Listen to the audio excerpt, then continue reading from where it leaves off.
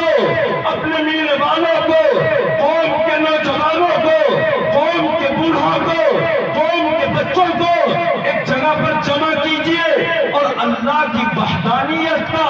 اللہ کی یکتائی کا، اللہ کے ایک ہونے کا ان سب کو سبق دیجئے۔ اللہ کے نبی صلی اللہ علیہ وسلم نے مکے کے لوگوں کو، اپنے گھر والوں کو، اپنے قریبی رشتہ داروں کو، تعلق والوں کو، دوست و احبابوں کو جمع کیا اور کہا، اے میرے خاندان والوں، اے قبیلے والوں، اے مکے والوں، میں محمد اگر تمہیں یہ بتاؤں کہ اس پہاڑ کے پیچھے ایک لشکر ہے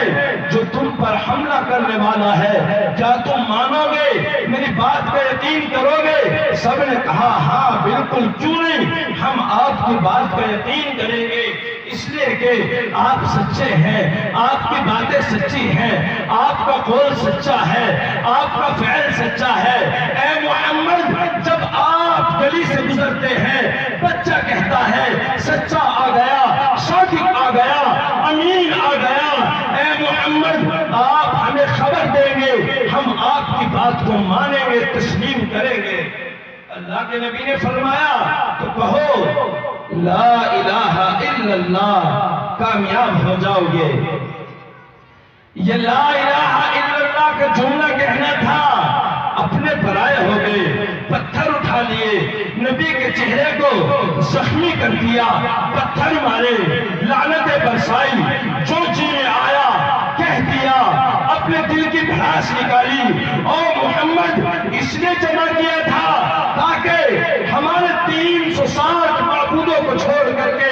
ایک اللہ کی دعوت دے، اس لیے ہمیں یہاں جمع کیا تھا۔ جو دل میں آیا کہہ دیا، جو باتیں ذہن میں آئی کہہ دی۔ اللہ کے نبی صلی اللہ علیہ وسلم تنہا تنہا، اکیلے اکیلے لوگوں کو دعوت دے رہے ہیں، اللہ کی وحدانیت کی، اللہ کی یکتائی کی،